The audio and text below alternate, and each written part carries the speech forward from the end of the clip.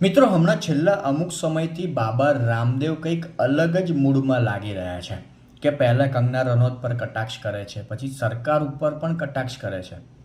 જે સરકારને લઈને બાબા રામદેવના કહેવાય ને કે મોટા મોટા પોઝિટિવ નિવેદનો ભૂતકાળમાં સામે આવ્યા છે, આજે એ જ બાબા રામદેવ સરકાર ઉપર કટાક્ષ કરે છે.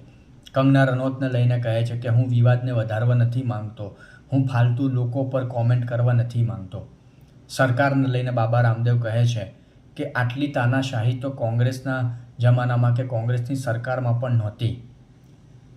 આજે આ બધી વાતો બાબા રામદેવ શું કામ કરે છે એ તો એ જાણે અને ભગવાન જાણે, એમનો જે પણ સ્વાર્થ હોય. પણ ક્યાંક ને ક્યાંક બાબા રામદેવ વિશે જે વાત સોશિયલ મીડિયા પર થઈ રહી છે કે એ ભવિષ્યને ભાંકી ગયા છે. ભવિષ્યને ક્યાંક ને ક્યાંક જે માહોલ દેશમાં છે જાણી ચૂક્યા છે કે સારું સત્તા પરિવર્તન થઈ જશે, બીજા કોઈની સરકાર બની જશે તો આપણે લપેટામાં આવી જઈશું. આપણે જે કામ કર્યા છે કે આપણે જે નિવેદનો આપ્યા છે કે સરકારને જે રીતે કહેવાય ને આપણે ચાંપલુસી કરી છે તો આપણે ક્યાંક ફસાઈ જઈશું. જે પણ હોય એમનો સ્વાર્થ. પણ આજે દેશમાં જે માહોલ છે એને લઈને બાબા રામદેવ વાત કરી રહ્યા છે, સ્વીકારી રહ્યા છે.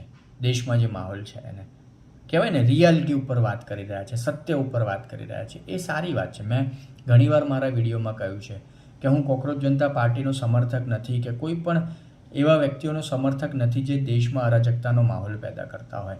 પણ જો કોઈ વ્યક્તિ, પાર્ટી કે સંગઠન દેશ હિતની વાત કરતું હોય, સામાન્ય જનતાના મુદ્દાને હાઇલાઇટ કરતા હોય તો આપણે એના વિશે વાત કરી શકીએ. આપણે ભલે એને સપોર્ટ ના કરીએ પણ એક વિડીયો આપણે બનાવતા હોઈએ, સોશિયલ મીડિયા પોસ્ટ કરતા હોઈએ તો ત્યાં એને સપોર્ટ તો કરી શકીએ છીએ એવી રીતે કે ના ભાઈ ચલો જે પણ હોય એનો સ્વાર્થ.